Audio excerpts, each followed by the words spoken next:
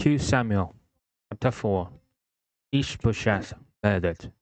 When Ishbosheth, son of Saul, heard that Abner had died in Hebron, he lost courage, and all Israel became alarmed. Now Saul's son had 2 men who were leaders of raiding bands. One was named Baanah, and the other Rechab.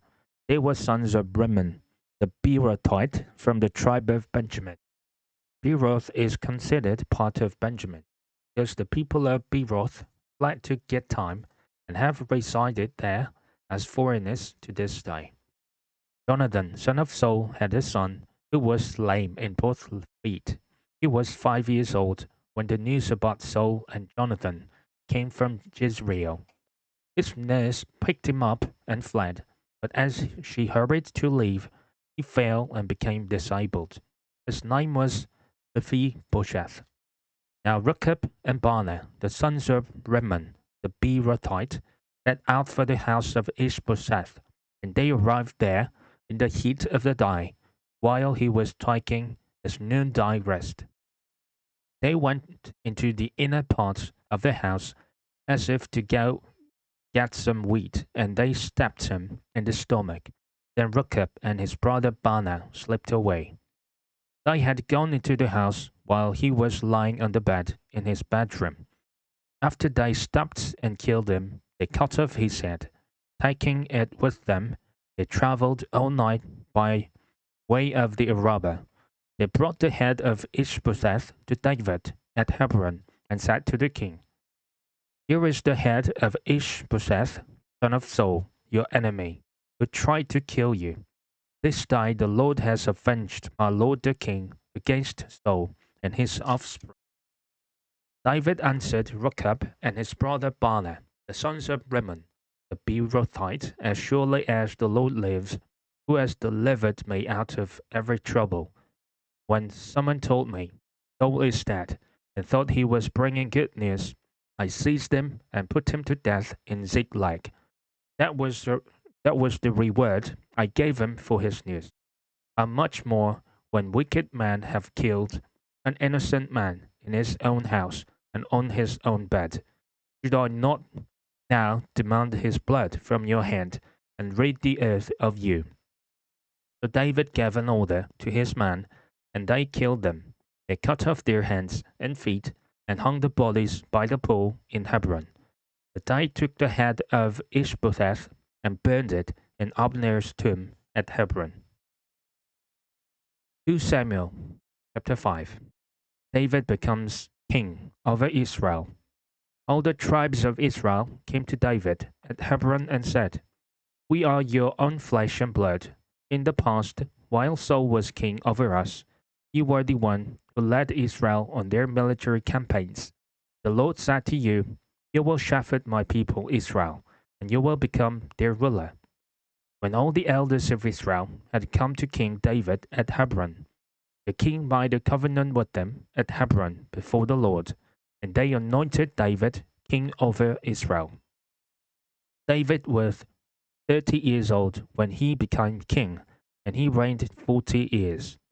In Hebron he reigned over Judah 7 years and 6 months, and in Jerusalem he reigned over all Israel and Judah 33 years. David conquers Jerusalem. The king and his men marched to Jerusalem to attack the Jebusites who lived there. The Jebusites said to David, "You will not get in here. Even the blind and the lame can ward you off." They thought, "David cannot get in here." Nevertheless, David captured the fortress of Zion, which is the city of David. On that day, David had said, "Anyone who conquers the Jebusites will have to use the water shaft to reach those lame and blind who are David's enemies." That is why they say the blind and lame will not enter the palace. David then took up residence in the fortress and called it the City of David. He built up the area around it from the terraces inward, and he became more and more powerful, because the Lord God Almighty was with him. Now Hiram, king of Tyre, sent envoys to David, along with cedar logs and carpenters and stone masons and they built a palace for David. Then David knew that the Lord had established him as king over Israel, and had exalted his kingdom for the sake of his people Israel. After he left Hebron, David took more concubines and wives in Jerusalem, and more sons and daughters were born to him. These are the names of the children born to him there: Shammua, Dobab, Nathan, Solomon, Ibhar, Elishua, Nepheg, Japhiah, Elishama, Eliada, and Eliphalet. David defeats the Philistines. When the Philistines heard that David had been anointed king over Israel, they went up in full force to search for him. But David heard about it and went down to the stronghold. Now the Philistines had come and spread out in the valley of Rephaim. So David inquired of the Lord, "Shall I go and attack the Philistines? Will you deliver them into my hands?" The Lord answered him, "Go, for I will surely deliver the Philistines into your hands." So David went to Baal Perazim, and there he defeated them. He said, "As waters break out, the Lord has broken out against my enemies before me." So that place was called Baal Perazim. The Philistines abandoned their idols there, and David and his men carried them off. Once more the Philistines came up and spread out in the valley of Rephaim. So David inquired of the Lord, and he answered, "Do not go straight up, but circle round behind them, and attack them in front of the poplar trees. As soon as you hear the sound of marching in the tops of the poplar trees, move quickly, because that will mean the Lord has gone out in front of you to strike the Philistine army." So David did as the Lord commanded him, and he struck down the Philistines all the way from Gibeon to Gezer. 2 Samuel chapter 6. The Ark brought to Jerusalem. David again brought together all the able young men of Israel, 30,000.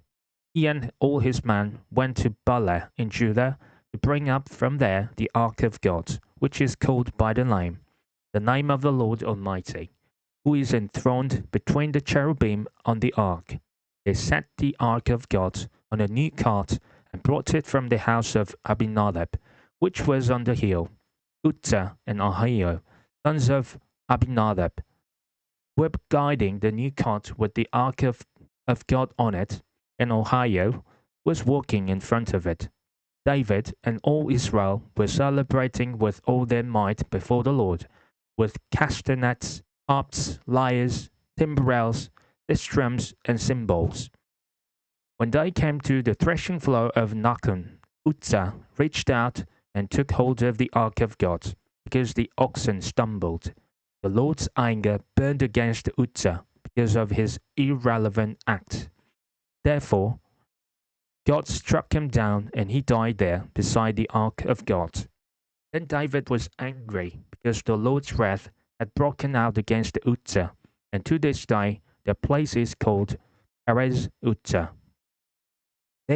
David was afraid of the Lord that day and said, "How can the Ark of the Lord ever come to me?" He was not willing to take the Ark of the Lord to be with him in the city of David. Instead, he took it to the house of Obed-Edom, the Gittite. The Ark of the Lord remained in the house of Obed-Edom, the Gittite, for 3 months, and the Lord blessed him and his entire household. Now King David was told, "The Lord has blessed the household of Obed-Edom and everything he has, because of the Ark of God." So David went to bring up the Ark of God from the house of Obed-Edom to the city of David with rejoicing. When those who were carrying the Ark of the Lord had taken 6 steps, he sacrificed a bull and a fattened calf. Wearing a linen ephod, David was dancing before the Lord with all his might, while he and all Israel were bringing up the Ark of the Lord with shouts and the sound of trumpets. As the Ark of the Lord was entering the city of David, Michal, daughter of Saul, watched from a window, and when she saw King David leaping and dancing before the Lord, she despised him in her heart.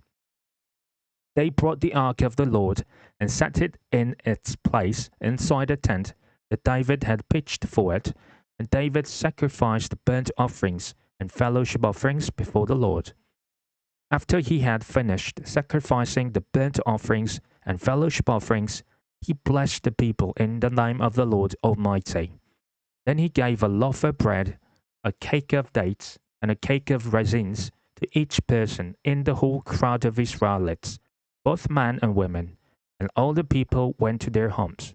When David returned home to bless his household, Michal, daughter of Saul, came out to meet him and said, "How the king of Israel has distinguished himself today, going around half naked in full view of the slave girls of his servants, as any vulgar fellow would."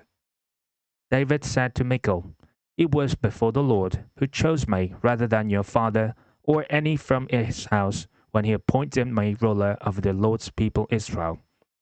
I will celebrate before the Lord.